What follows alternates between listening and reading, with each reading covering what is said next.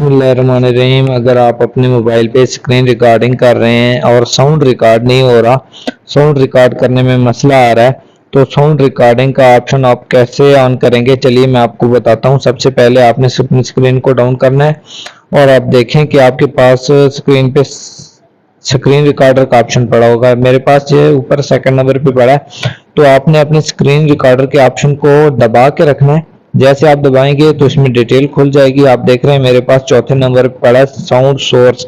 Sound source के बिल्कुल सामने माइक का ऑप्शन पड़ा है, तो आपका इधर म्यूट होगा, ठीक है। तो आपने इस पे क्लिक करना है। जैसे आप इस पे माइक पे, मेरे पास माइक है, आपके पास ऑप्शन म्यूट होगा, तो आपने इस पे क्लिक करेंगे और आपने म्यूट की बजाय इसको माइक पे कर लेना है। जैसे भी आप इसको माइक पे करेंगे तो आपकी जो है स्क्रीन रिकॉर्डिंग के साथ आपकी साउंड रिकॉर्डिंग भी होना शुरू हो जाएगी।